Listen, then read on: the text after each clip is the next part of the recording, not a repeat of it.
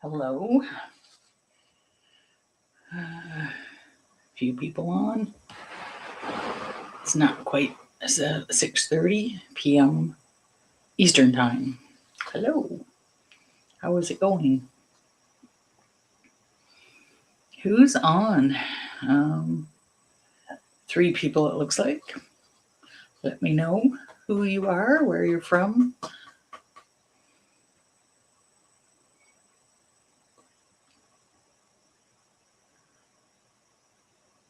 And yeah, so. Hi, Liz. How are you? I know where you're from. Hi, Judy, Portage la Prairie. How cold is it there? I know we always compare temperatures. Pretty chilly day here. Yeah. But it keeps changing. I don't know, throughout the day. It gets cold and then a little bit mild and then cold again.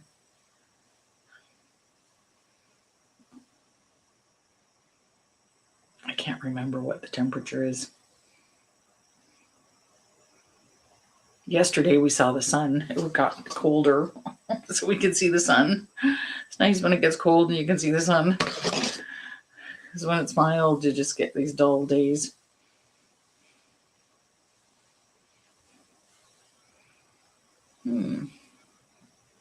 Only 3 people on so far. Hopefully we'll get a few more. And, oh, excuse me. There's 5 people on. Let me know where you're from, where you're tuning in from. You don't have to give me your direct coordinates, but it's nice to know generally where people are from. Oh, minus 30. Oh, gee, that's really cold. And for those of you in the States, that's minus 30 Celsius, which is, I don't know what it is Fahrenheit, but it's really cold. It's like, I can't remember when you hit a certain minus, the Fahrenheit and Celsius are the same. Crazy. And then you get the wind chill on top of that, which is just delightful. Not. Wind chill is never nice. Hi, MJ. Mary Jo.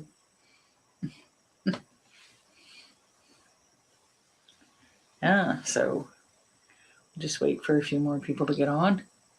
A few people can't do it, but they know it's always saved. I still haven't figured out totally YouTube how to get things into the video category. I don't know. I thought I'd work on it over the holidays, but I got into such a vegetative state that it got crazy. Yeah. It was 4 degrees this morning. Okay. Oh, right, Judy, at minus 40. So at minus 40, it's minus 40 Celsius and minus 40 Fahrenheit at the same time. And usually on the prairies, you can get like, minus 40, minus 50, where Judy is. Judy's on the prairies. That would be north of Minnesota? No. Yeah, I can't remember what state's directly south of Manitoba. And it's like, and then you just shut down. Like nobody goes anywhere because you get frostbite, your skin freezes in like minutes. So, they cancel school and stuff when it gets too crazy. Those wind chills. Yeah. So I am in Carleton Place, Ontario, Canada, where we get some cold, but we're this region. It's about an hour north of, hi, Kathy. North Dakota and Minnesota. Yeah, they're just directly south. So, yeah, so this region is about an hour north of the St. Lawrence. So the St. Lawrence Seaway, we're about an hour north of that. And we get cold, but we get a lot of fluctuations in temperature. Like it can be all over the map in one day. And but we also get we're in a snow belt, so they call it a snow belt, where we just, for some reason, we get hit. We're on a system where we get hit with, we can get major snow dumps, like, and it can be really heavy snow sometimes. Like we can get like a foot of snow within, an hour. it gets crazy. And we actually, some people don't believe it. Even my relatives that are literally live an hour south of us, the kids, like they would come and visit me when I lived in Ottawa, our nation's capital, which is like 30, downtown Ottawa is 30 minutes from me. And they put flags on the fire hydrants because they get buried in the snow, so we can find them. And people don't believe me sometimes. They go, "Why do you have flags on your fire hydrants?" Even people that literally live not far from me, like 2 hours away from me. And my nieces and nephews would come to visit me, the cool Aunt Janet living downtown. And, and they wouldn't believe me. They thought I was totally joshing them.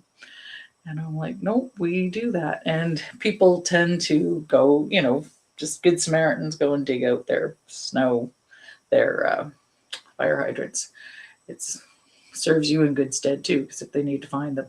But yeah, we put flags on our fire hydrants. And it's a funny thing when you don't know. And we also do snow removal.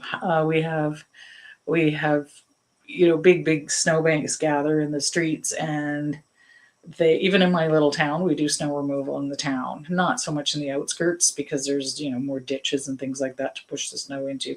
But we literally have in the night, like big plows come by and big, like those things, like that's, I don't know what they do. They suck up the snow and shoots it into the dump trucks, and we remove the snow. It's an incredible operation. I know a friend who has been living in Canada, but didn't realize we had done that. He was from India, and he thought that was incredible. Like he went running out to the streets to see this snow removal. He couldn't believe it. Isn't that crazy? Anyway, enough about snow. But we've got a good amount right now, and we're, I think, getting some more, just not a huge dump right now. Let's get started on painting.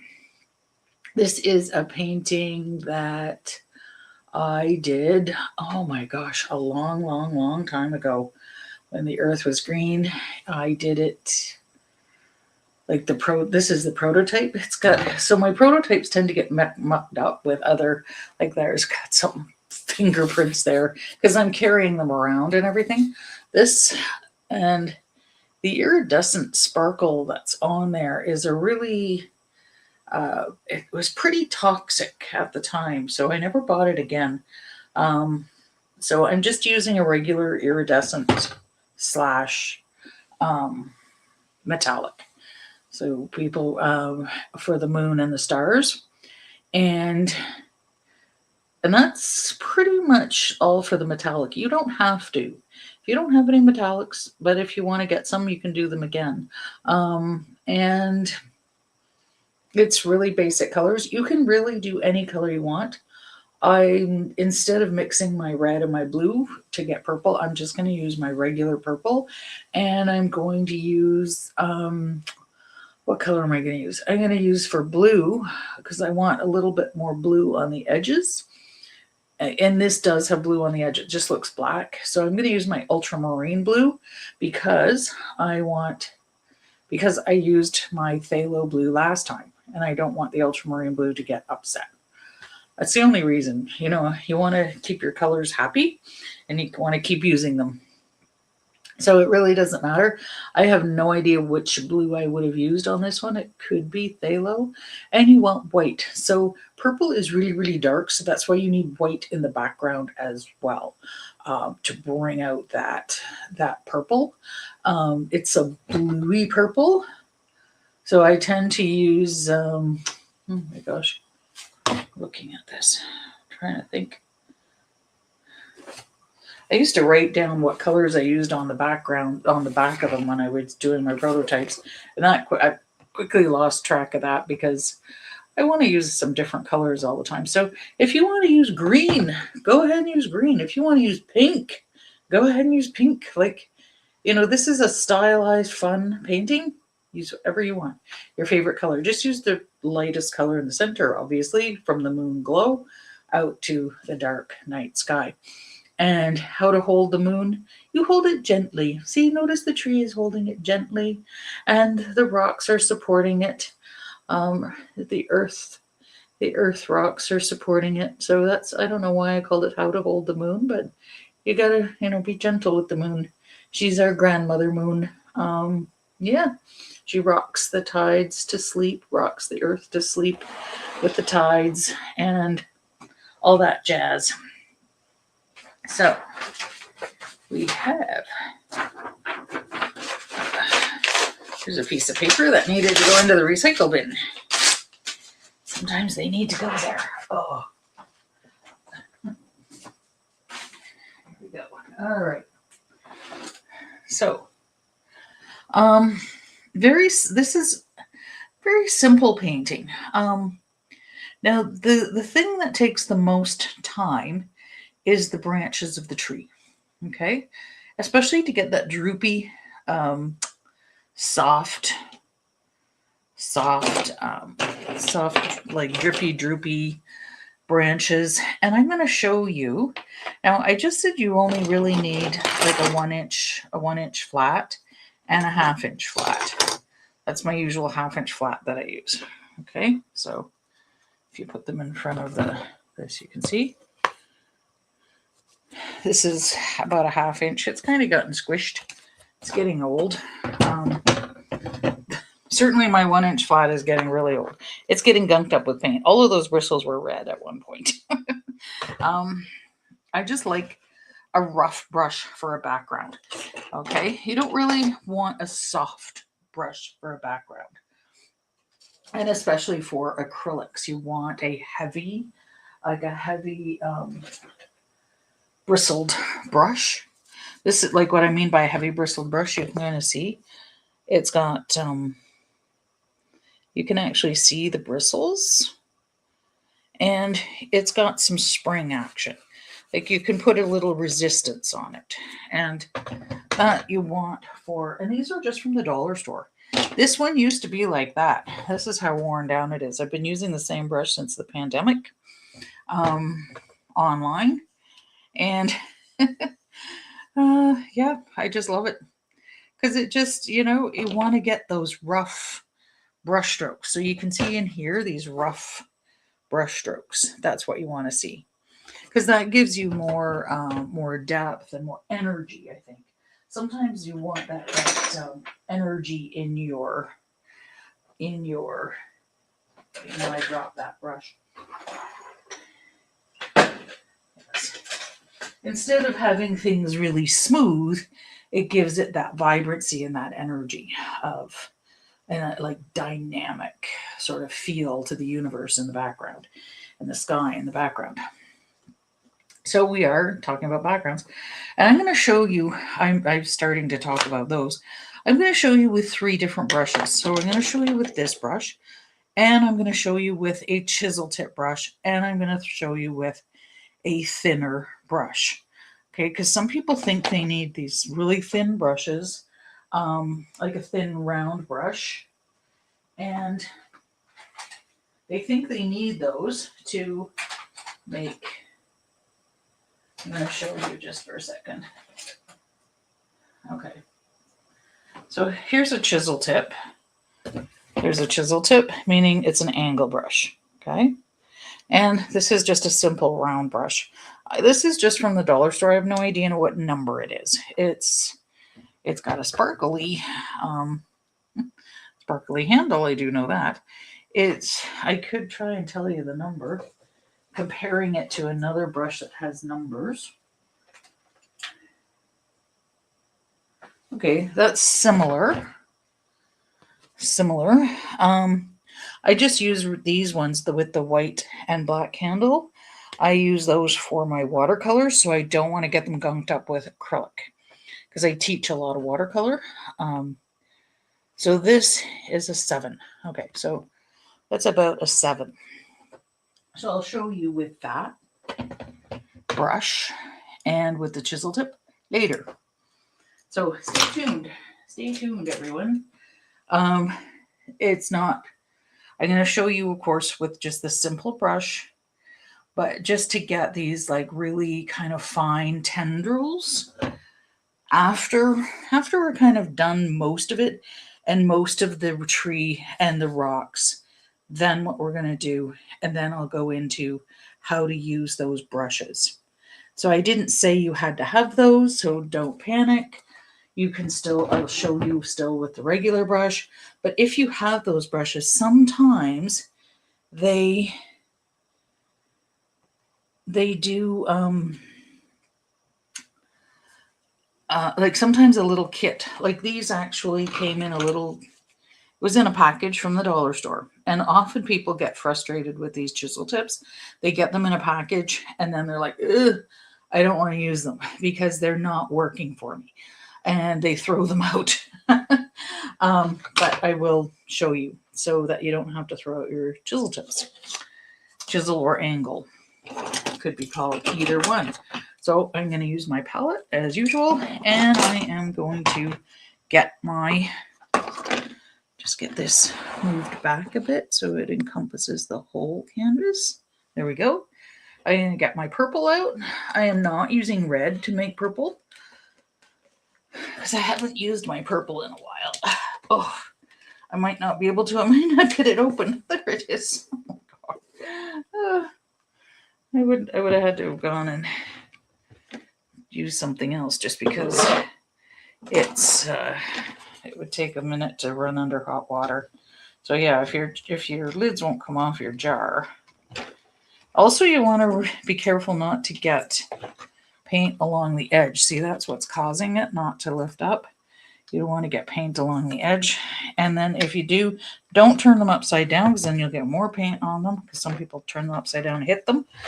Or whack, not hit them, but, you know, kind of whack them to loosen them. Just run them under hot water and they'll loosen up, especially tubes of the paint. If you've got tubes, just literally stick your tube in, like try to clean off the outside of it, stick it in a little bit of water and then wipe it again and then put the lid on. Like just stick the end in water without squeezing it. Okay. I think I've got some of that off. Here we go. Ready to rock and roll. And boom. Purple's really, really dark. Purple has a crazy dark, crazy wavelength, because you would think blue has a high frequency. Purple goes even higher, even though it's mixed with red, that has a lower frequency, meaning the vibration of the wave. It has less of a wave. But purple, even though it's made up with a lower frequency and a higher frequency, it does not meet in the middle. The frequency goes higher. It's a weird phenomenon. And which is why violet is also considered in the chakra system much higher vibration in your crown chakra and your third eye. Sometimes indigo is in the third eye, considered in the third eye chakra. Also, the crown chakra can be purple. Yeah, so when I'm going crazy, people say I'm in my purple, in purple zone when I'm off in Never Never Land. And so I'm going to use my ultramarine blue is dark, dark, dark. Dark, dark, dark. And dark, dark wood and a dark, dark night and a dark, dark. So I'm only going to get a tiny bit out. And I am going to use black, but I'm not going to put it out just yet, because if I touch it, it's going to it's going to be really dark. And I don't even want to put it on my palette right now, just because if you just barely touch your black, it'll wreck the whole thing. It just overtakes. Yeah. So I'm going to get white, obviously. Because I need some white glow. And I'm not doing iridescent till after I get the moon done. Okay? Or iridescent or metallic, whichever one you want to call it. Same thing. Same. Comme ci, comme ça. Tomato, tomato. Basically. For the basics. And so I am going to show you, because it's really, this is just on a scrap piece of paper. You can see that my blue and my black, that's blue and purple. They're really, really, really dark. But if I thin them with a tiny, I'm going to use my popsicle stick. This is the example from the polar bear. So if I make it thin, then the light goes through, and you can see it is indeed purple. So we actually use white to help us see that color as well. And so that's that dark purple. I resist buying lighter purple because you can easily lighten it up. So some people buy like light blue, medium blue, dark blue. It's the same blue, but they're just selling you white. They just buy extra white. And then if I have that tiny bit of ultramarine, you can see ultramarine is made from lapis lazuli, like the true ultramarine blue. So you can actually see it is indeed blue. But here it's concentrated without the light going through. So it's really dark. So as soon as you thin it, the light goes through and you can see the color. That's another piece of paper for the recycle bin. And so first of all, we want to get a center of our moon. If you put the moon in the center, I mean, when I say center of the moon, I don't mean center of here. I want to know where my center of my moon is, okay? So this is the moon. The moon goes below the rocks. The rocks are all just supporting it, okay? So it goes here. So this is center. So it's just a little bit lower. And we don't want to go up too high, because then next thing you know, we're just going to have all rock. And people do that. They tend to go way too high. They stick it in center of their canvas, okay? So center of the moon is much lower down. So give yourself, so you don't want the moon to go more, the top of the moon. So the top of this is about halfway through the canvas. So the top of the moon is under the roots here. So the top of the moon, we don't want it to go anywhere over half. This is my halfway marker. I don't want that moon to go above halfway marker. So the top of the moon might reach the halfway marker, okay? So what I'm going to do is I'm going to get my moon kind of an idea of where my moon is going to go, okay? So before I start, because I want to know where that radiation is coming from, like where it's radiating, not radiation, where it's radiating from. And so I want that direction, okay? So I'm going to put my, like I can do a little guideline. You can go just with white. I'm going to do a little bit of white and a little bit of purple, just so that you can see it.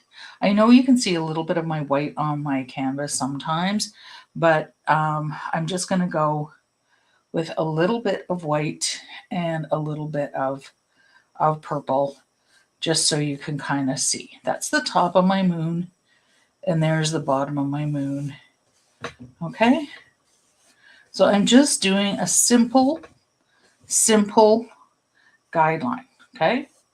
Very simple. those rays are going to come out from this center here. Okay, that center.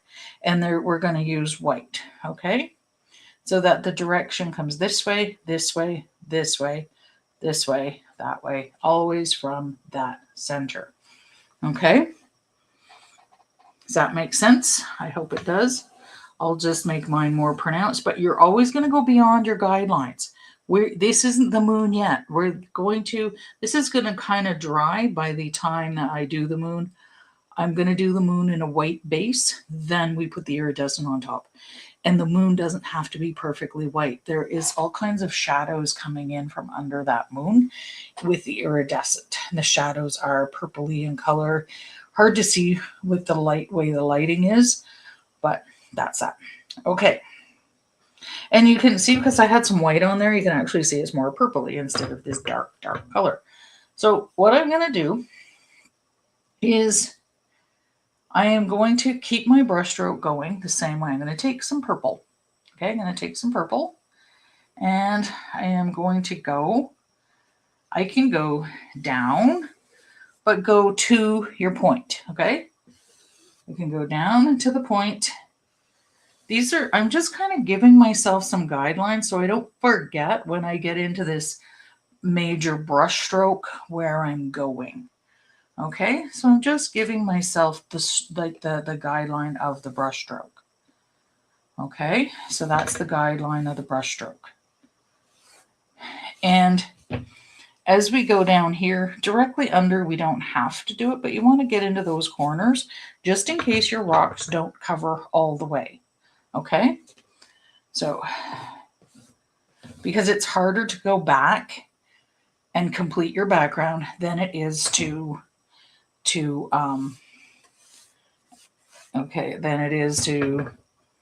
it first. It's just a few more inches, and then they'll be covered with rocks in case there's a nick, like maybe there's a light showing through the rock. That's fine.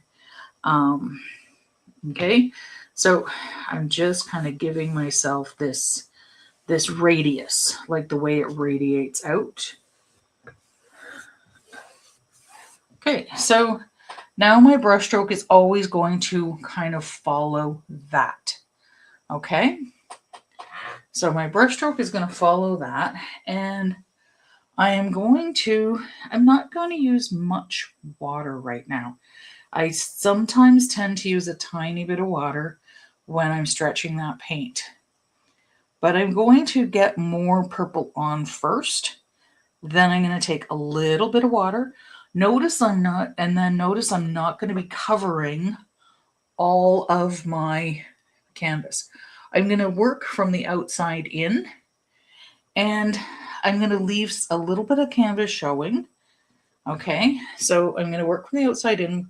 Every time I take some paint, especially, I'm going to work from the outside in. So I'm going to work from the outside in, and my brush is going to feather as it comes off. Okay, so it's going to feather.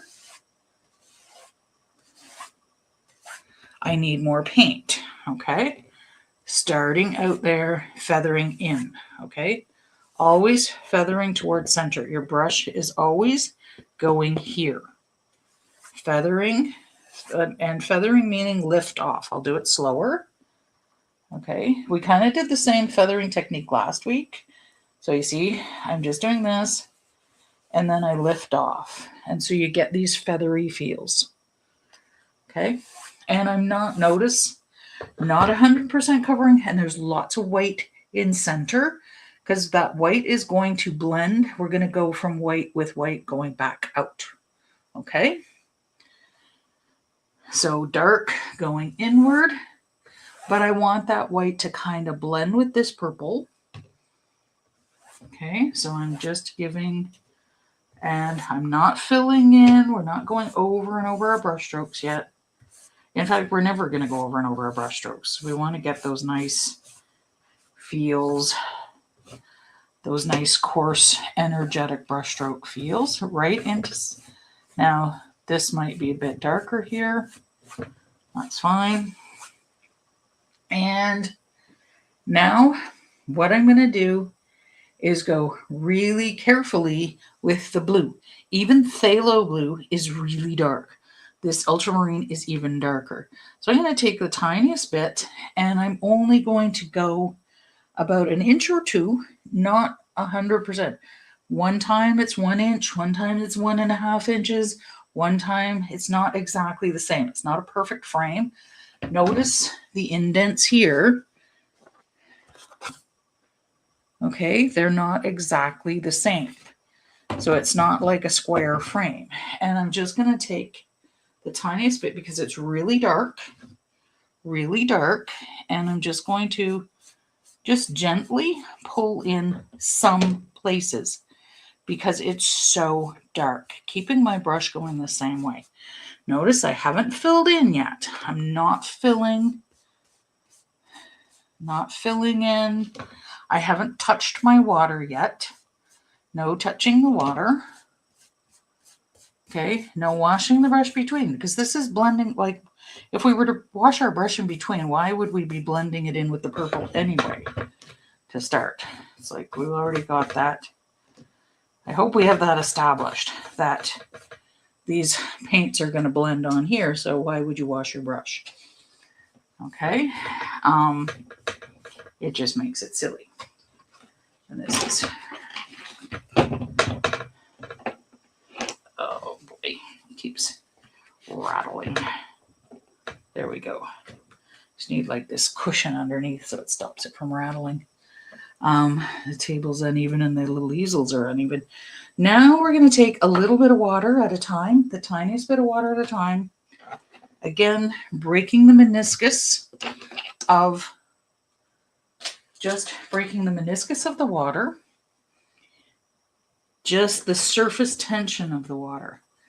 And I'm going to pull that blue in. And this time, because that little bit of water is going to fill in the blanks for us. And it's going to give us some light and dark bits. And it's going to blend that purple and blue a little bit more. Okay, and I'm not pulling in too much because I'm going to go back with the white. Well, I didn't put blue down here. That's okay. And it dripped, so I needed to catch it. So be careful not to use too much water because we don't want a lot of drips. I'm just every once in a while, if it's not flowing, I dip the corner of my brush into, now there's some curls that got caught on the end of my canvas. So just with the end of my brush, and I'm coming in a little bit, always at a different distance. I'm coming in. I'm still not filling in all in center. And a tiny bit of canvas peeking out here is fine too, because I am going to use a little black in the very, kind of the very edges kind of thing. Okay, just a little hint of black, the very edges. Tiny bit more here. Didn't get much blue down here because I usually got my finger there.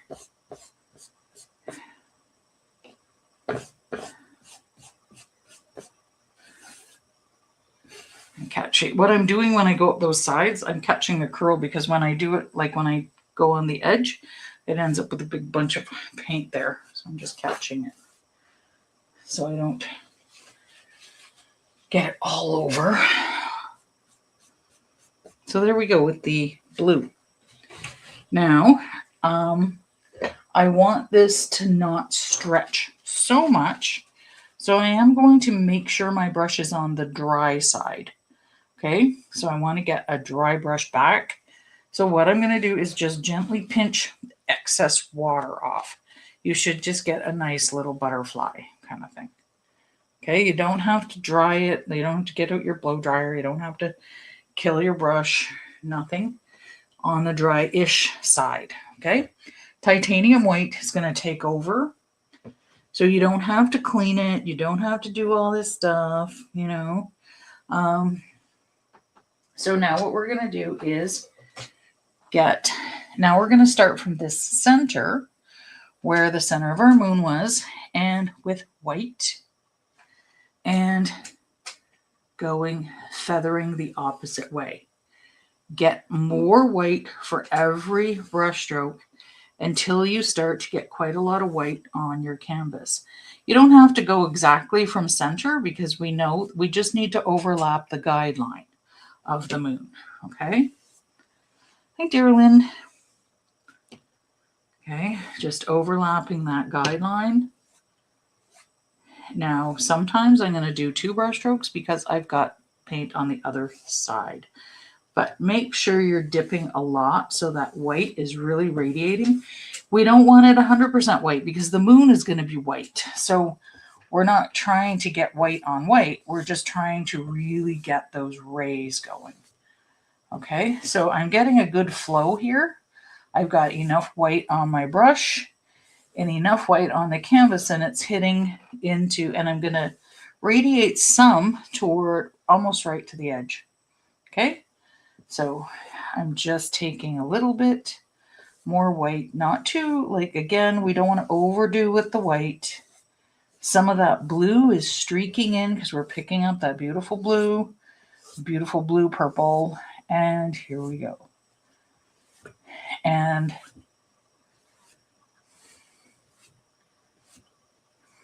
if you ended up kind of starting and stopping in one spot, you'll see, oh, I don't want to lift this up.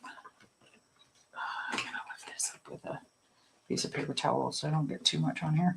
See, I kind of started and stopped there. Just start from here and go through that one spot. Okay, just gently. And there we go. And by now, you pretty much shouldn't see much canvas at all. And a tiny bit of canvas peeking out isn't going to hurt anything. There's gesso on canvas, which actually has paint on it. So it's got white paint. You'll just have extra white flecks of paint, which is fine. But those streaks are pretty much going right to the edge, except for way up here. They might not quite reach there. That's fine too. Oh, Darylyn. Hi. Darylyn, are you able to, now I'm wondering this, with the YouTube live streams, are you able to when it's live, like, are you able to pause it and go right to the beginning? I just want to know that for people so I can advise them of that. And you might be able to catch up. So if I've been going slow and now I know when I've watched live things, sorry, not just this one, but if you've caught up already, then just refresh the YouTube live and it'll go to the time where I'm at. But it'd be interesting to know if you were able to go back to the beginning. And I'm hoping you would, because most live streams are like that I've watched on YouTube. You're able to go to the beginning, even while it's living, while I'm aliving. Okay, now I am going to take a tiny bit of black, and I don't really want any water on my brush, and I don't care that there's a little bit of white on there. It's not going to hurt the black. And I'm going to really go carefully bringing in a little bit of black here and there. Okay, so I'm not looking to get, see, like there's skipped a bit there. Skipped a bit.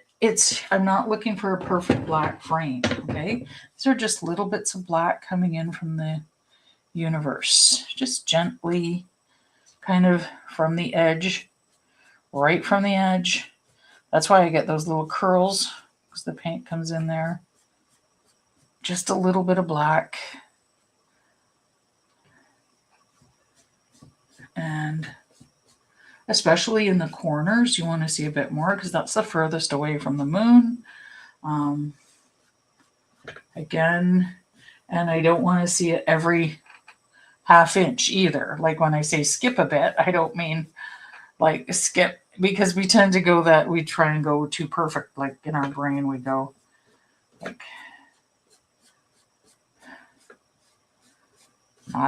And then make sure it's keeping with the same angle. That's important when you're doing a stylized background like this. It's not like super abstract that it's gonna do. Now I'm catching the curls. That's why I'm going up the edge. I'm not going up the edge of the actual painting. Just catching those curls. So the black just gives it a little shadow along the edge. Not too much. Very little black. Very little.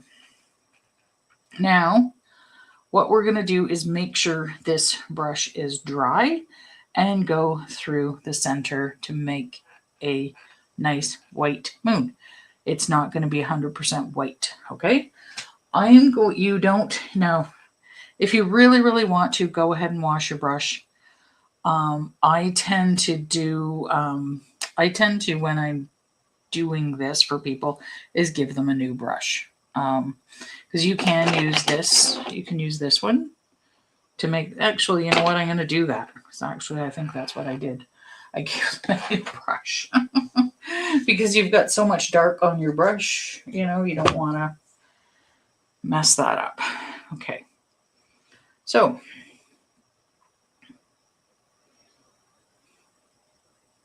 okay, Liz. So it is, you are able to go back. Yeah. So if you are able to go back to the beginning, then, and then if you feel like you're really caught up, again, just refresh the YouTube page, or click out and back in. That's exactly what refresh is. And it'll go to where I am, like where we all are in the live. So yeah, so I'm switching to this brush. That makes life easier. And I'm going to do my moon. The moon isn't perfectly round and it's made of cheese. You're going to pick up the other colors underneath. So the easiest way to do a moon is to literally pivot around your brush. Okay, so you're pivoting around your brush, right? And then do another rotate around. Or you can use a stencil. I'm not looking. Use a cup or something if you really want to. And now what you're going to do with your white is you're not going to dig. The minute people dig, they put pressure on that brush. If you have really thin paint, make sure the under part is dry, okay? Just if you have to. So some people are working with a cheaper paint, like maybe a bit of a dollar store paint. Use some paper towel and really rub it, get it dry, okay? Then you can go and put the white back on. And it doesn't have to be white. So I'm going to go, now notice I'm literally no pressure. If I dig down, even with all that paint on, I get pale purple. I don't want pale purple. I want a soft, I want some extra white. And so I'm just like icing a cake. You're just using the flat side of the brush. I am not doing this and using the flat side. I'm doing this and using the flat side. Okay. So there we go. There's our moon. Simple. And I've still got some colors shining through. The moon is made of cheese. So we know that already, right? Now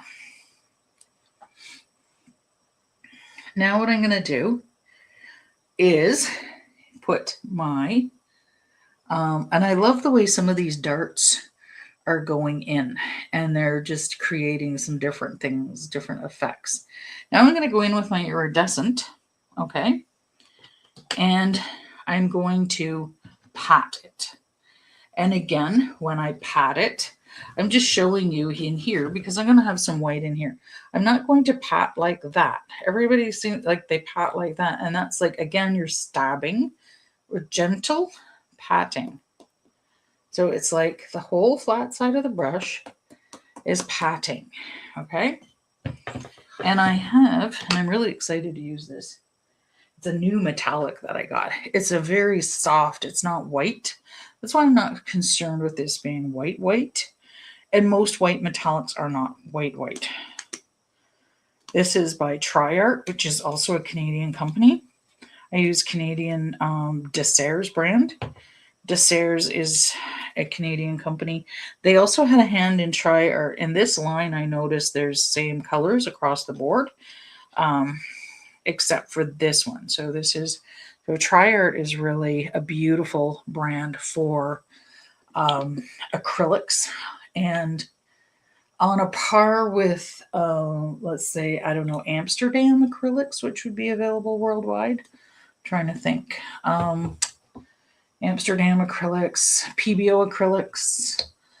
PBO might be a little bit on the cheaper side. I don't know. PBO is pretty equivalent to, so, and this is called Moonstone. Ha ha ha ha ha. It's beautiful. It's absolutely beautiful. So I'll show you a little bit on just the white paper. See, it's kind of got a soft pearlescent, but it's also almost a little bit of a beige feel too. So really nice, really beautiful. And typically metallics are a little bit more on the runny side, which is also why we want to just pat them, okay? Because we want them to kind of sit on the surface. And I'm just patting because the moon is made of cheese and it gives it more texture. And we don't have to cover, it's not 100% coverage. Okay, go right to the edge of your moon because, you know, the moon, again, it's not perfectly round. It has craters and things like that in it. So I'm just, you don't need a lot.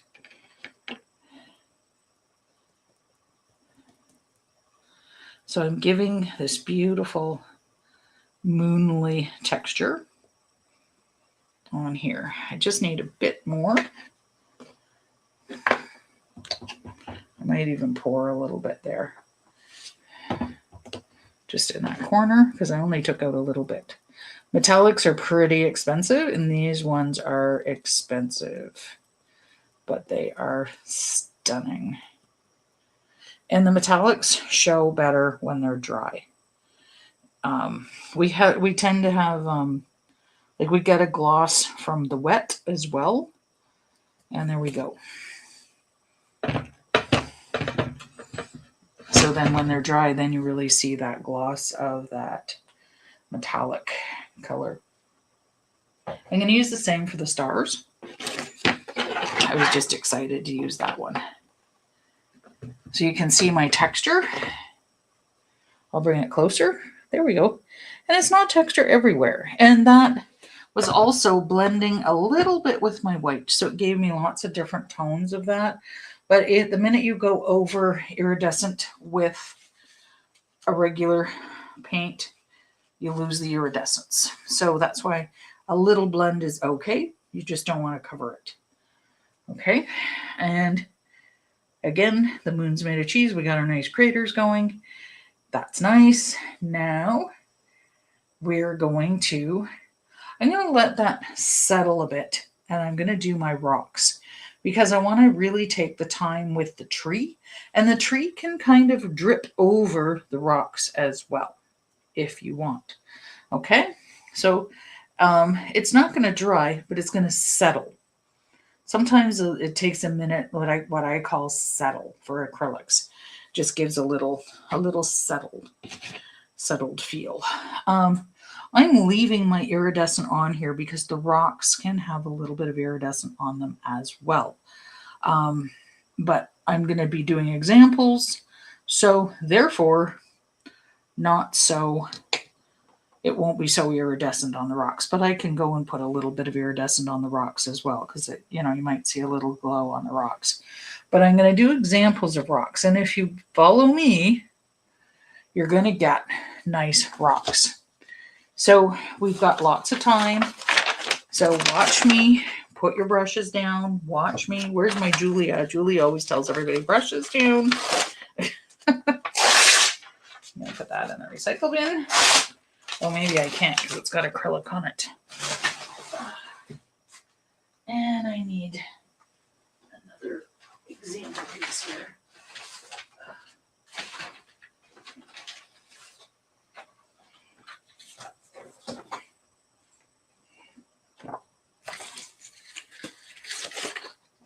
throw anything out. I have all these little scrap bits of things and paper to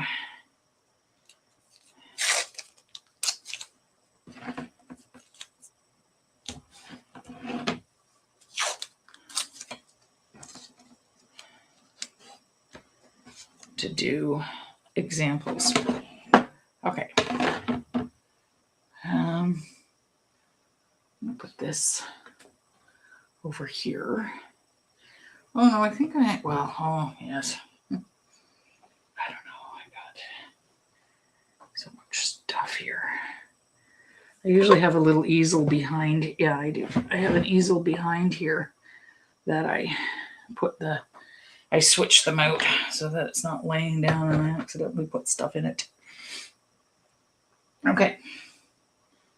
Now I gotta wipe the excess paint off me that I got from those side curls.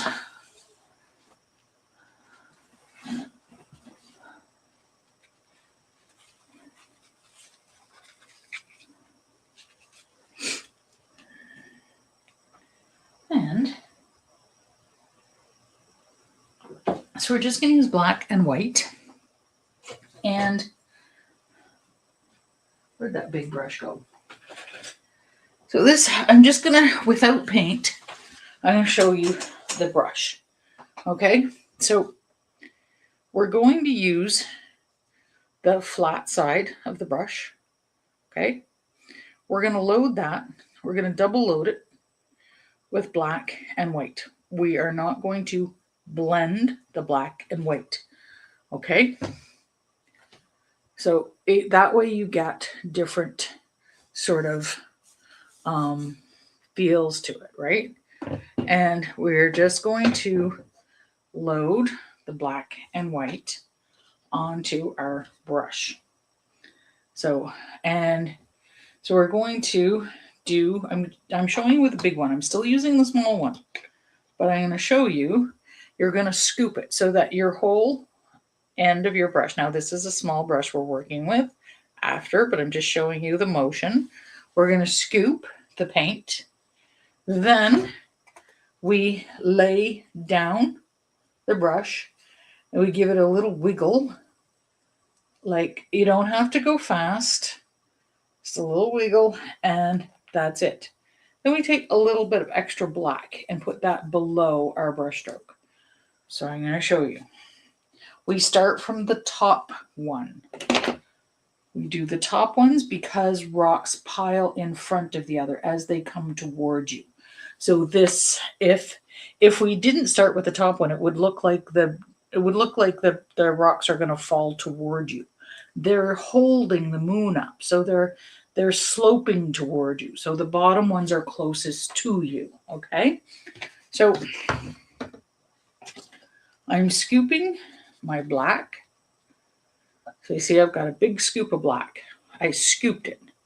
I did not dip. And I'm going to get a big scoop of white. Oh, shoot. It curled around the whole thing. Oh my gosh. I was hoping to get it on one side.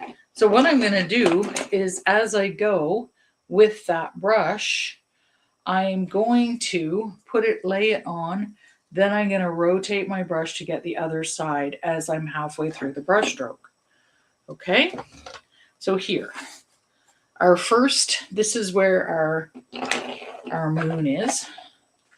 Just going to give you a Sharpie outline. Okay, that's where our moon is. So we're going, because it's kind of holding the moon, right? And I'm going to go like that. You see how I'm just sort of kind of moving and just tilting and wiggling. And I'm going to rotate my brush, and that's one rock. And I'm going to move it back underneath that brush stroke. Do not go over that brush stroke. Okay? Now, that one, because I had a lot of black in that spot, that's fine. So what that's going to do, it looks like the veining in the rocks You've got all this beautiful stuff. The second you go, if you go over that one time, you ruin all of that beautiful marbling. Okay, Mother Nature does this beautiful marbling with her beautiful granite rocks, and one time you're going to ruin it.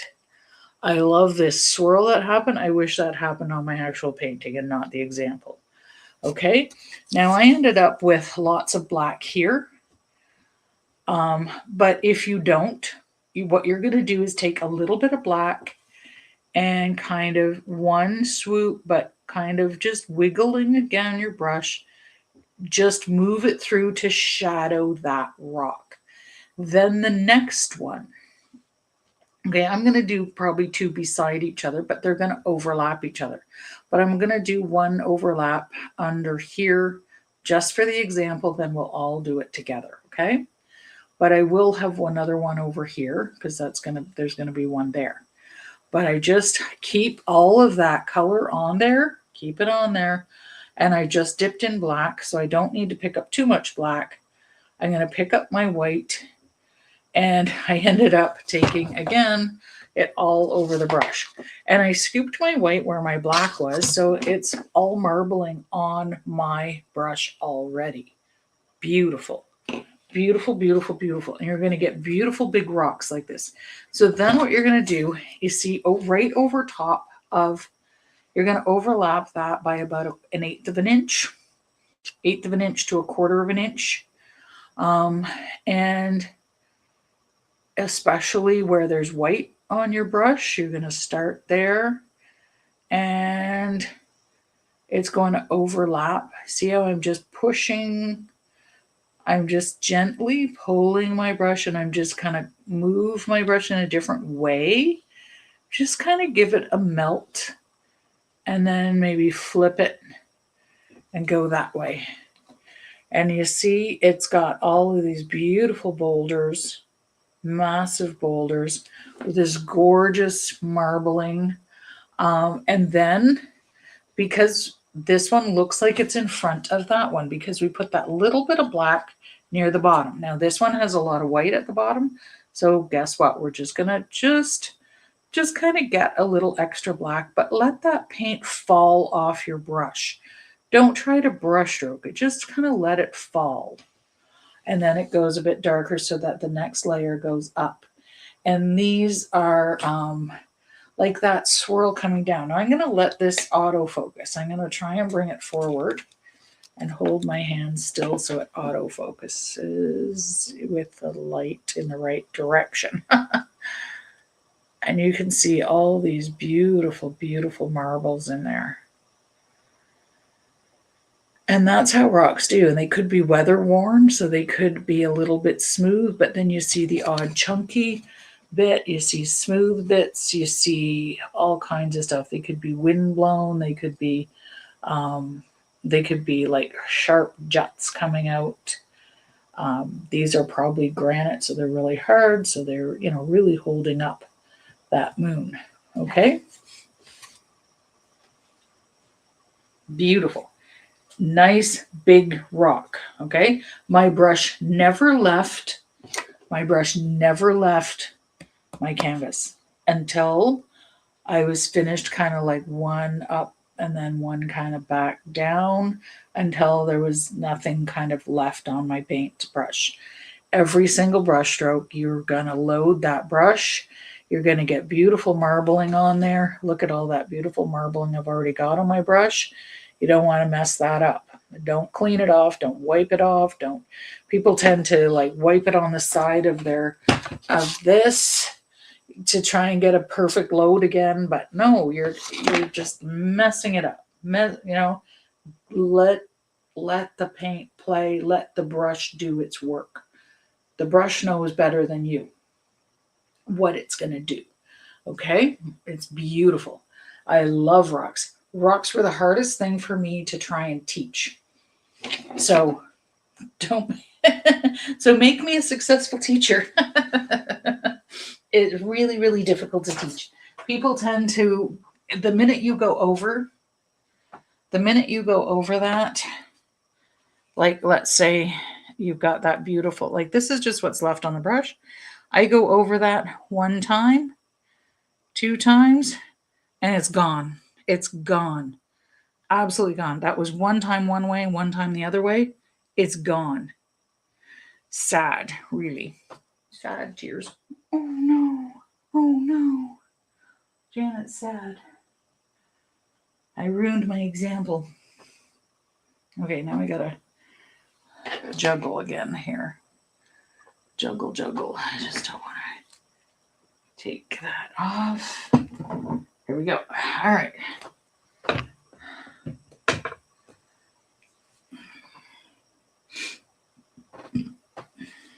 Now, I've got a little bit of a trough in this. So I'm actually going to lift this out. Well, no, I'm not going to do that. I might lift it out and then put it back in. So I'm going to go. No, that's not going to work on the camera. It's going to look weird. I'll lift it out in a second. Like when I'm kind of there. So there, I'm focused down a little bit. There we go. Plus, I tend to lift my canvas up anyway to show you. Now, I do need more black and I do need more white on my palette. So you tend to use a lot of white with the rocks because you're not blending. You want it to sit on top a little, and you tend to use a lot of black.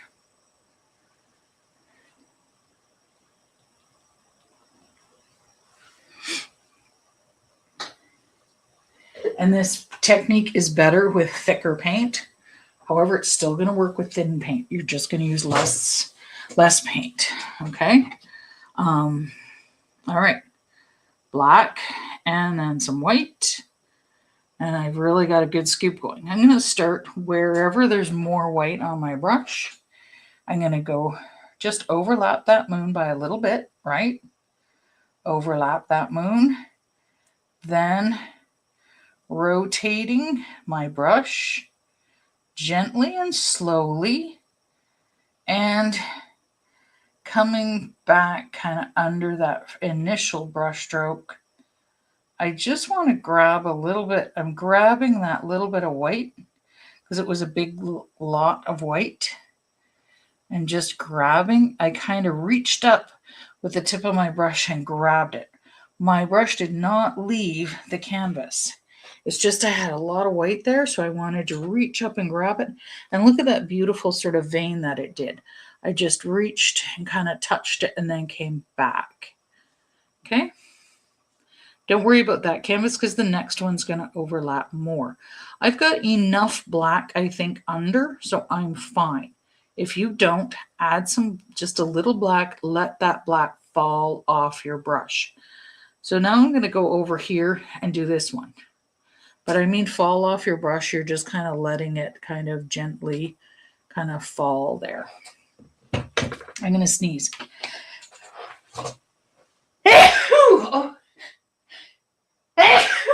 Oh my goodness. I don't know where there's... Oh. I'm not sick. I just have allergies. I sneeze all the time. I have seasonal allergies, but I sneeze like in the daytime, nighttime, springtime, summertime, wintertime, fall time. Doesn't matter. All the time. Oh, gosh, drive me crazy.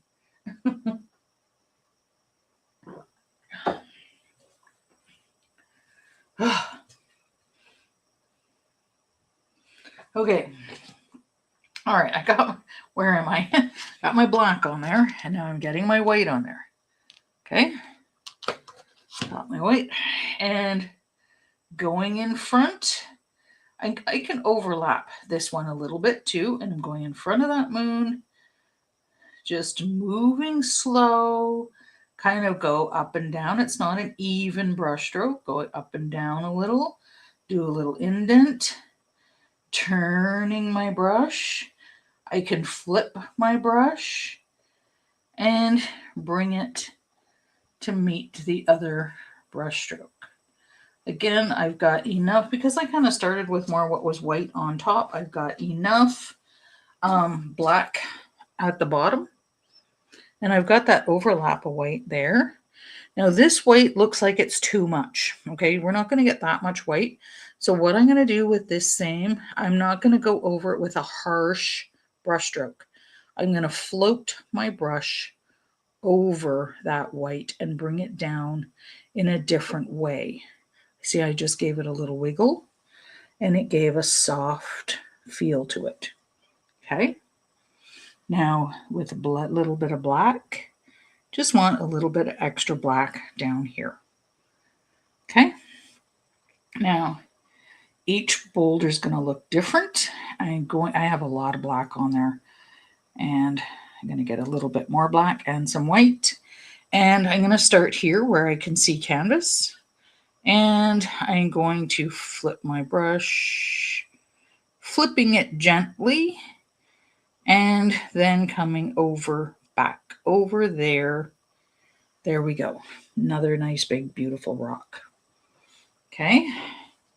So if you've got white, like extra white on your brush, you're pointing that white toward the top. So in between here, I'm going to go up. That white's curling off. There we go. I didn't quite get enough white in there. So I'm going to take a little bit of white with the corner of my brush and kind of float some in there. And when I mean float, it's not a brush stroke. I am barely touching. Like my brush is like just the weight of the brush, like that. Just the weight of the brush. Okay. Here we go. Over here, overlapping, and then moving back, and I can move back down that way. Some of these rocks might look like they're like one rock with just many sort of facets or faces. Some of them might look like they're individual rocks. Like it can be one huge slab of granite. And I'm going to go in between here. They can be shorter, like maybe this one's not as wide as this one. Okay, having them all different. And then you just kind of sweep along the bottom. And there you go. And I need a bit more black on here. So simple, but looks like you've worked really, really hard to make these incredible. Now this is going to stick to my canvas. I'm just taking the curl off the very bottom and putting it in such a way that it hopefully won't stick to my canvas so much, or my easel. These are just little tiny dollar store easels that we used to fall over. And a friend of mine kind of jerry-rigged them to support a bigger canvas. But they're just so handy for the tabletop because they kind of stand nice and upright. And yeah, you can't buy these in a store because they're jerry-rigged. You need to find your own jerry-rigger. And now we're going to do the tree. Okay.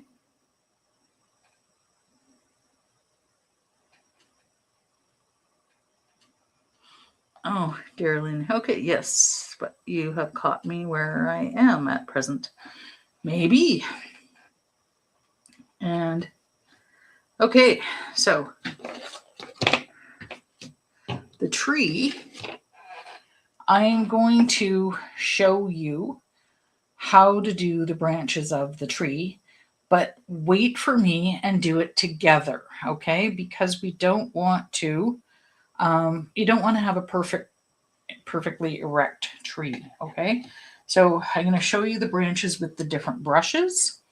Then we're all going to start together and see, because you want, like this tree is kind of curling over it. You want this tree to have a lot of character. You don't just want this straight up tree with some roots hanging out, right? You want it to have character and depth. So we're going to build this together. But first I want to show you how to get the fine branches with the different brushes. Okay. And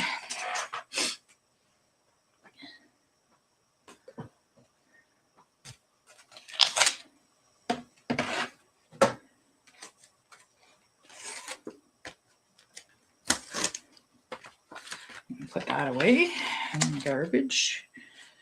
And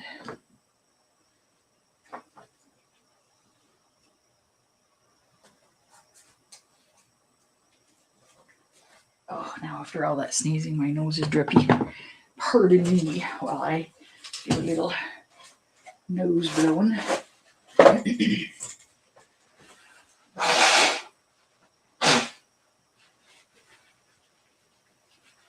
Oh, itchy nose. Okay.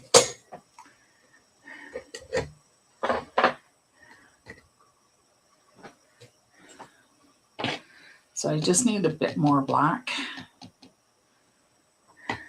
Black is kind of like white. When you need black, you need lots of black because black can be, kind of have issues with other colors as well. And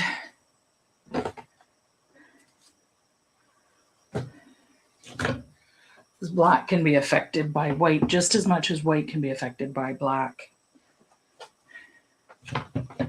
Okay. Where did my other brushes go? Right.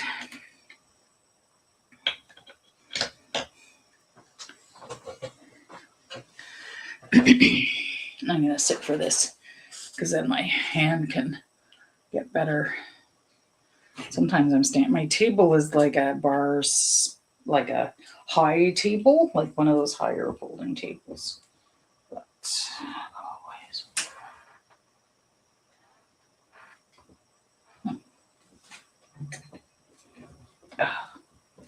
Okay.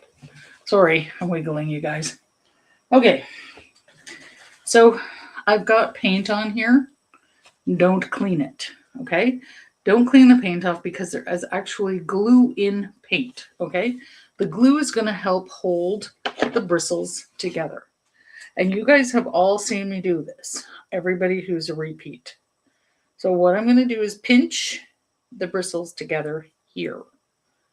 I'm not touching the rest of the brush. I'm pinching the bristles together. The paint is going to help hold it together. Okay, and it's going to go nice and thin. So I've got all of this paint on this brush that I had all that black and white on. I'm just going to get some, I have a huge amount kind of on the metal part, which I don't really want. And so I am just going to pinch with a paper towel. I just had a big glob here is what I was wiping off. And so it's still got some weight on it. That's fine. I'm going to pinch the top bristles. Okay. I'm not pulling. I'm not trying to clean my brush. I still see people trying to pull the bristles off in the efforts to kind of wipe that paint off, which is weird. It's not what we want. You see how it goes nice and thin, but it's still a wide brush. This is a 1/2 inch wide or centimeter, full centimeter, well, maybe a little less than 1/2 inch. It's just a dollar store brush. Okay. Now you are going to, I'm going to bring this closer. And sometimes what I do, if my black paint is thick, if it's too thick, what I want it to do is flow a little. So I will actually make a little well. There's my black. I'll make a little well in there and I'll put a tiny bit of black. I can just do it even with the black spoon that I used. Put this on. It's just because my black is really thick. If yours not so thin, I'll literally put an indent in. And I don't know if you can see the indent. And I'll put a tiny bit of water in there. Doesn't matter if it's clean water because it's black. It's going to go fine. I'll just put a tiny bit of water in there because I want this paint to flow. If it's not flowing, you need to do that. Okay, so I I still want to keep my brush fairly dry. And then I'm going to, so with this brush, if I were to dip into my palette and dip the whole brush down like that,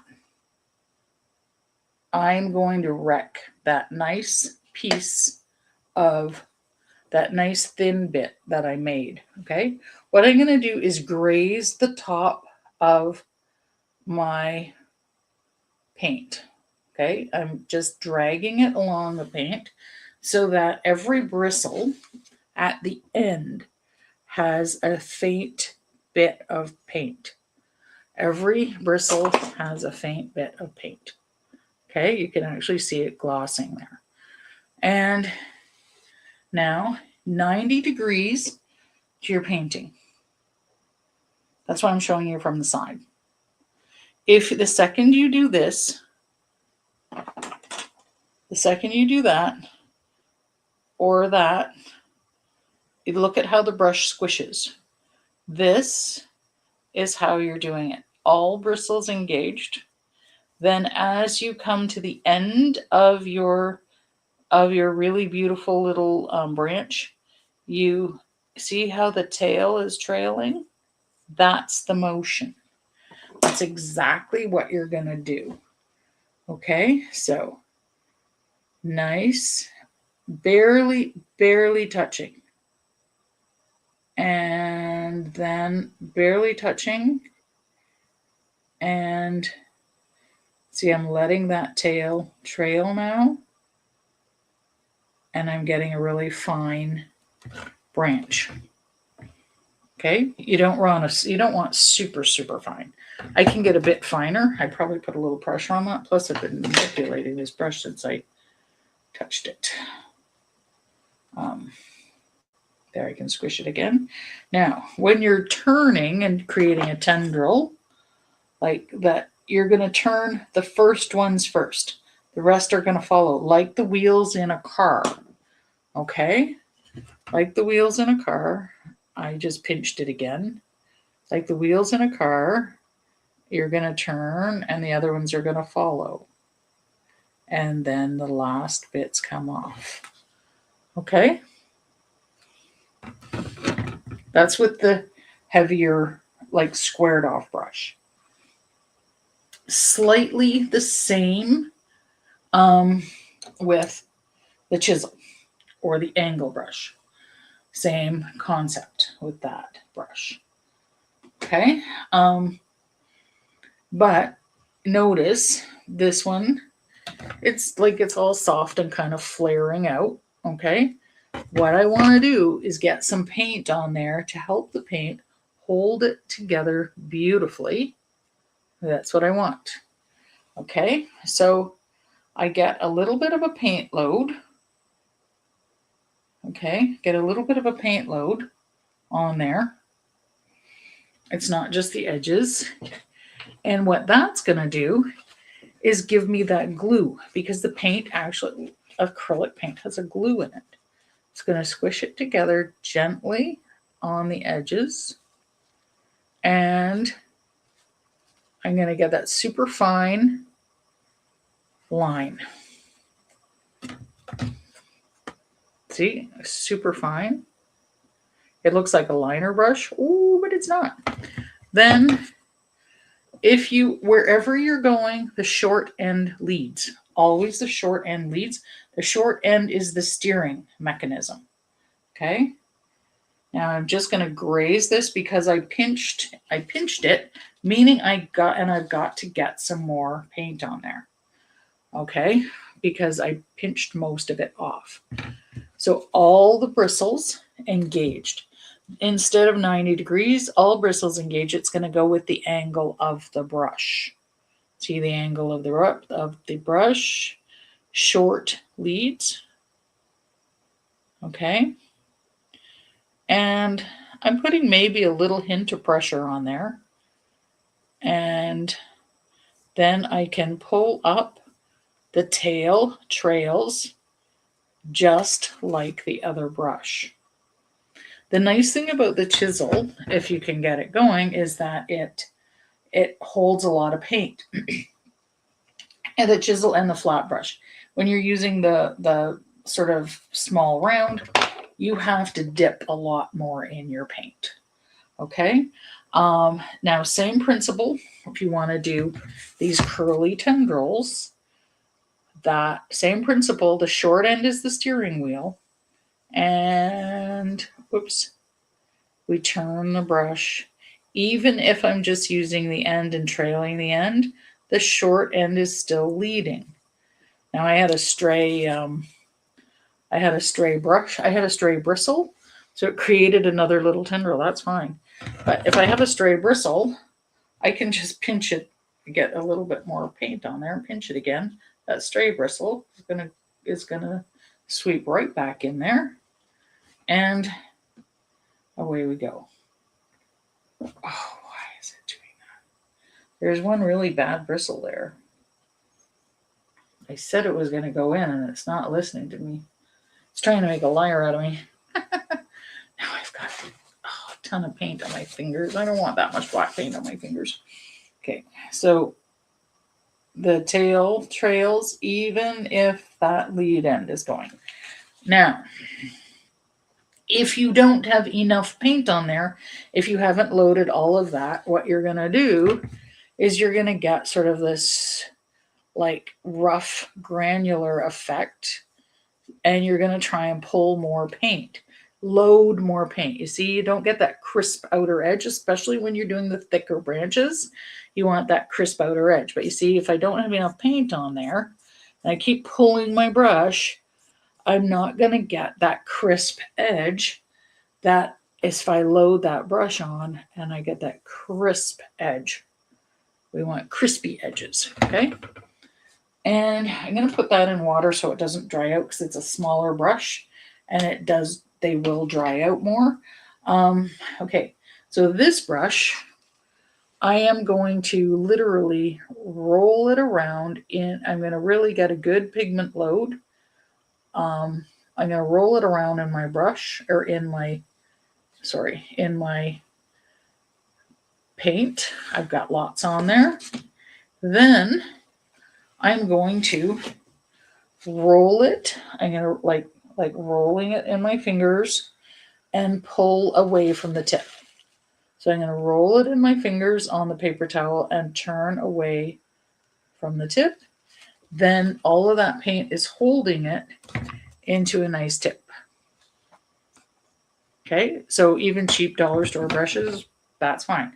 But because I rolled all that paint off, I need to get some more paint. Just don't dip all the way down into touch your palette, because you're going to wreck your tip.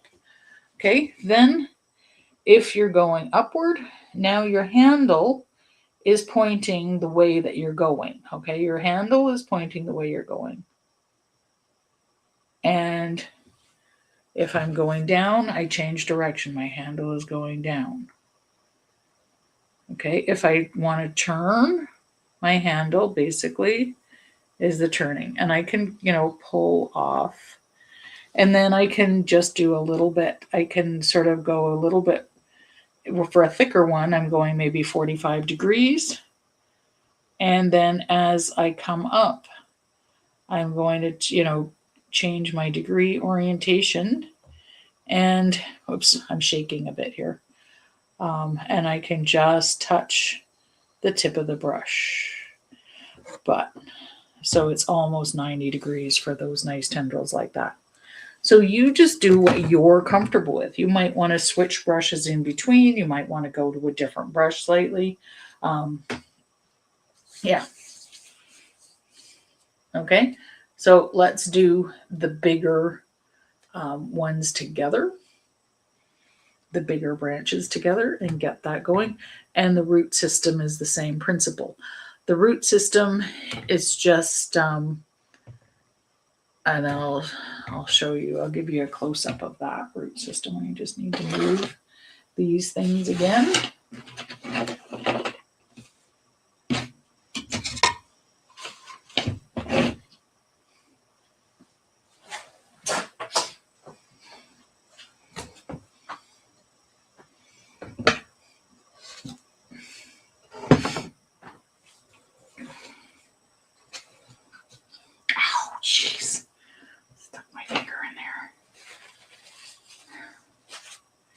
major messes. And the black is awful. Oh, one time I spilled the black. I was trying to fill my container and I spilled the black in the kitchen. Oh, what a mess.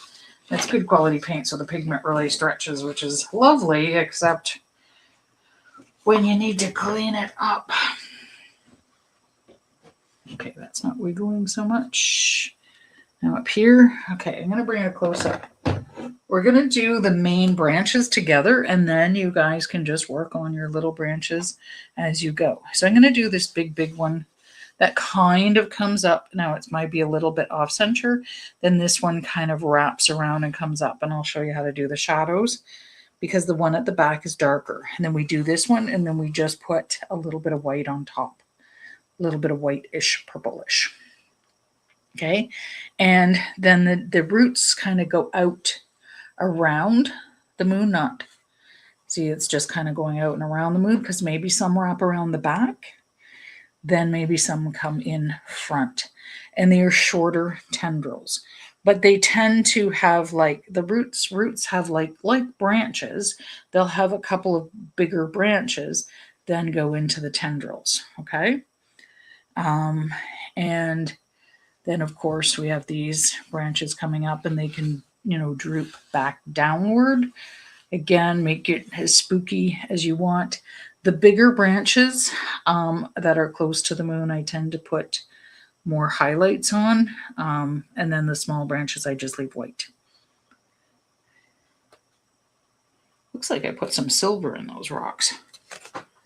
I just caught a shimmer of something. Okay.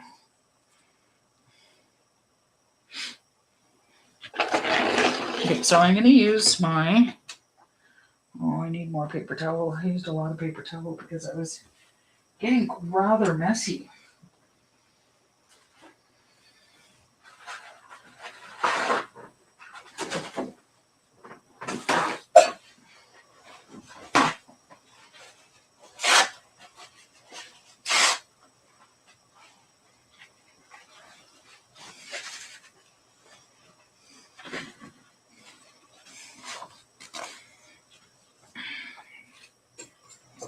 So I know my paint isn't going to dry out because I have that tiny hint of water on top of it.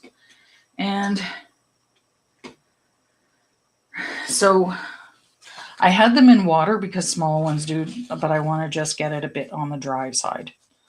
Okay, so the chisel tip, you can use it flat, just like a regular flat brush as well. Okay, it does not have to be, it doesn't have to have, you don't, and then you just use it like a regular flat brush. So I'll show you. I'll just show you how to do that. It's just simple. It's very simple. So I'm loading it, and I'm going to use it just like a flat brush. I'm going to get the form, general form of the tree. Okay, so maybe a little bit offset from center. I want the main trunk. So I'm going to just kind of move it and wiggle, as I'm not looking for a perfect trunk, okay? Now I'm going to get more paint. I'm not going to try and pull that paint. I've got a nice crisp edge, and I want to get the bottom a little thicker. So I'm picking up more paint, and I'm just sort of making it wider, picking up more paint, making this a bit wider. So I'm kind of getting the beginnings of, this looks like a little witch's hat almost. It's cute. Maybe that's where witches got it from. You could even see maybe some of the rays through there. Might not see it later. I don't know. Because it looks like, see, I've got a little bit of those rays going through. Maybe that's going to be the way it's going to go. Then I'm going to bring this down. I'm kind of holding it the thin way a little bit and just kind of bringing that down. I am collecting a little bit of that light iridescent color on my brush. That's fine. Because I'm just going to leave that for now. And then you're going to barely touch when you go over that iridescent. See how it's picking up a little bit of it? That's okay. But when you do finally at the end go over that iridescent, you're going to go really lightly. okay, with your brush. By now, then you'll know how to manipulate your brush. Holding this a thin way, and even though I'm pressing a little harder, my short end is still leading with that. And I'm going to come down. That's just the beginnings of my root system. That's just the beginnings. I'm going to leave those. Okay, I just want to leave that. That's going to be maybe going like that. So I'm going to leave that. And I want another, maybe it's a second tree, or maybe it's connected in the back roots. So I have another one coming, another big thick branch coming here. Okay. And I'm going to go over, top, up, and then back down. It's all bendy. Okay. And I'm pressing a little bit hard on my brush, but I'm using it the thin way. And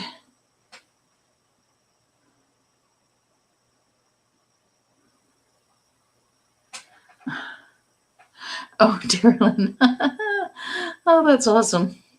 Rocky. That's funny. So I'm coming back over that. So I'm just getting the basics of this setup. Okay. You want to go kind of slow to get a good, you want to make sure that your tree is looking kind of ethereal and mystical. Okay. That's kind of where I'm at right now. It almost is personified at this point. Oh, it looks like oh my gosh. Looks like a person dancing with a penis.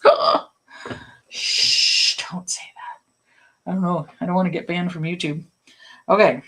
Now, I'm going to, I could use the same flat brush, but I've already got this in my hand. But I'm just switching over from, if you're switching to a little bit of the thin way, you're going to make sure that it's 90 degrees and all bristles engaged and lots of paint. So I'm going to turn this way. Then I'm going to get another branch coming up this way. I'm getting thinner with my branches, okay? And I might want this one a bit thicker here. So I'm just kind of going back over that line, and then another branch kind of moving this way. It could go off the page, okay? And I could have a really wiggly branch like that. Maybe that branch almost doesn't belong there. It's so wiggly. It's like, oh, that's like the problem child branch, because it came in from behind here. And notice like some of my branch is it's thicker, some is thinner. I'll even that out later. I'm just getting these guidelines of the big branches so I can get those shadows in there too. So now I'm going to take a little bit of the white and a little hint of the purple, just a little bit, and I'm kind of double dipping. And I am going to go a little bit here and over top of that branch there.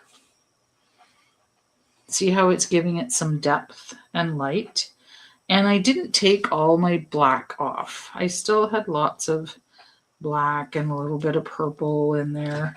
I'm just dipping in my dirty white. I'm not looking for a perfect white.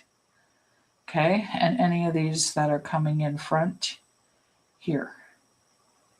And that's it. Like, not a lot of highlights, because the tree is kind of holding the moon, so the highlights are coming from the moon. So if you're being held by the moon, you're not going to get a lot of highlights. And there we go. Okay, and so now we're going to just start into the spidery ones. Have fun with it. I'm going to bring this one closer so you can look back at it. See how it gets really spidery in here? And I might even use the really thin brush to get, like the thinner brush to do that.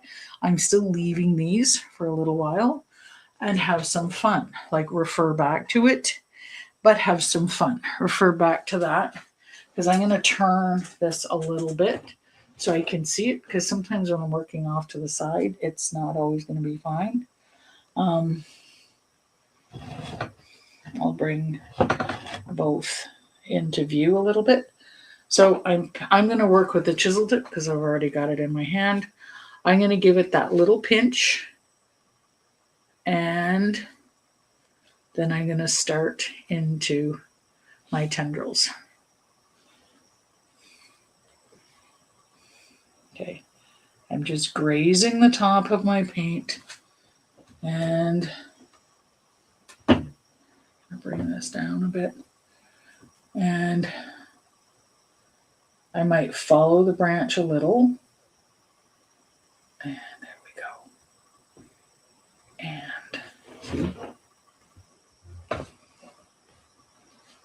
And I want this one to, now if you want to thicken out a branch in certain spots, please go for it. Have them, go over each other. Okay, they're not independent of each other, they're hanging down. And that fine line was just with the chisel tip trailing. Okay, that really super fine one that you can barely see, that's just with the chisel tip trailing. So watch it trail. I'm starting with all bristles engaged, then I'm lifting the steering mechanism. It's still steering though, and the tail trails.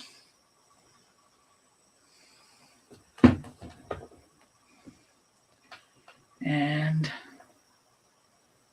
sometimes what I do is I follow the branch for a little while, then let it softly branch out.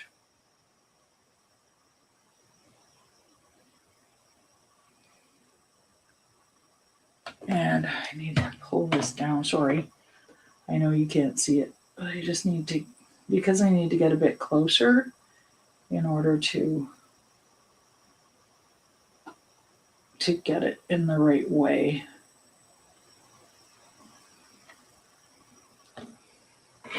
If you kind of smudge, see how I've got a thick part there? Just make another branch coming out from it or crossing over. Then it just looks like you did that on purpose. See? Work with what you happen. And that's like what Bob Ross always says about happy accidents, right? And don't forget to do the ones going upward as well as the sneaky trailing downwards.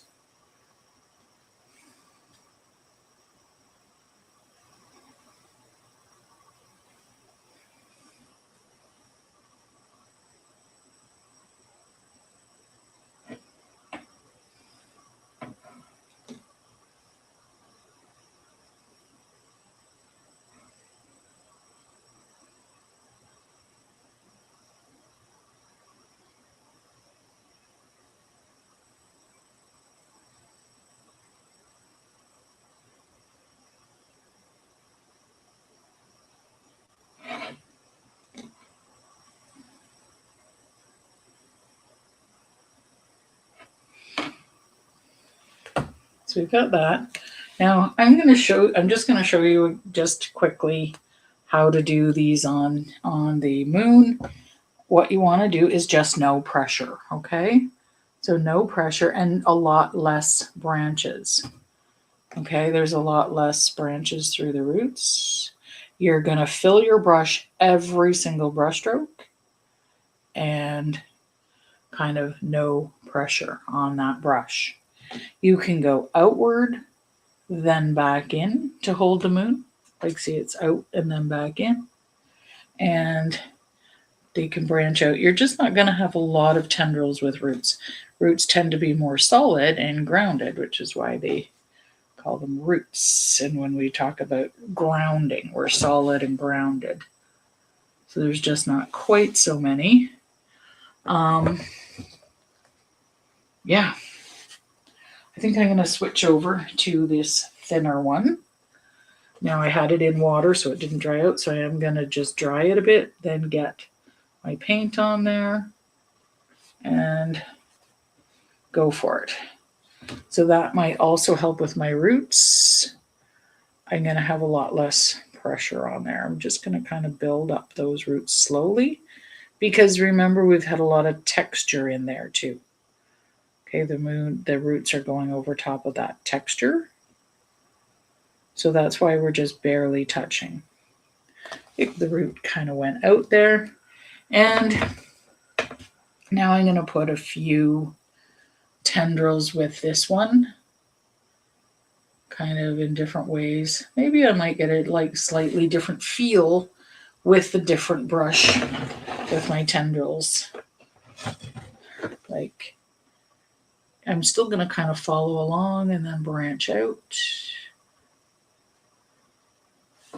Cross over your branches. Don't just always leave them independent of the other one. Okay? I'm going to sign off now because we could... Oh, no, I'm not going to sign off now because we haven't done the stars yet. I'm going to continue just off camera doing the rest of the tendrils because I could be here for 6 years doing these tendrils. It's like, because I have lots in here, and so could you. So, and you might want to leave it a little bit more on the bare side. However, I want to show you the stars. Generally, the stars you notice more in the dark, but there's still there are stars in the light. You just can't see them as well. So there are stars in the light part. There's stars in the light. It's not snow, it's stars. So you want to use either a fine point of the back of a brush, but if it's not quite fine enough, you want to use a toothpick, depending on the size of your canvas. Okay? So you could use the back of the brush, and you want to use your iridescent, of course. I'm going to use the back of this brush because I'm still going to use this brush, so I want to make sure that it's not covered in paint. Because, you know, I don't want to get covered in paint.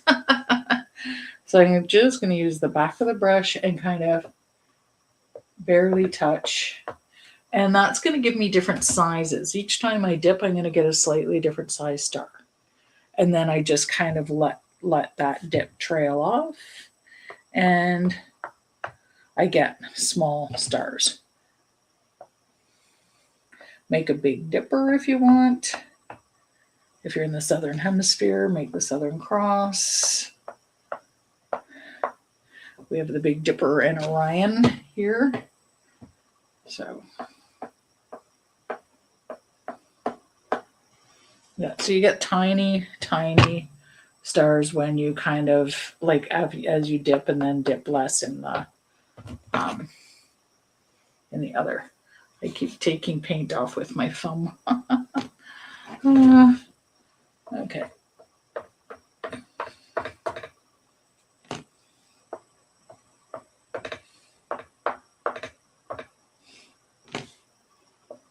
Some people, when they're doing the stars, they get into this habit and they do literally they plan, and then they get one every centimeter. No, just go a little bit more random, and then you can go back over if you have a spot where there's not a lot of stars.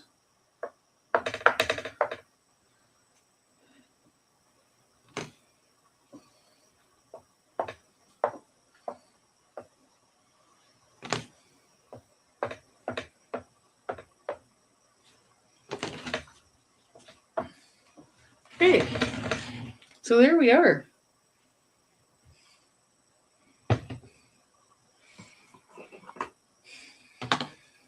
Oh, Kathy.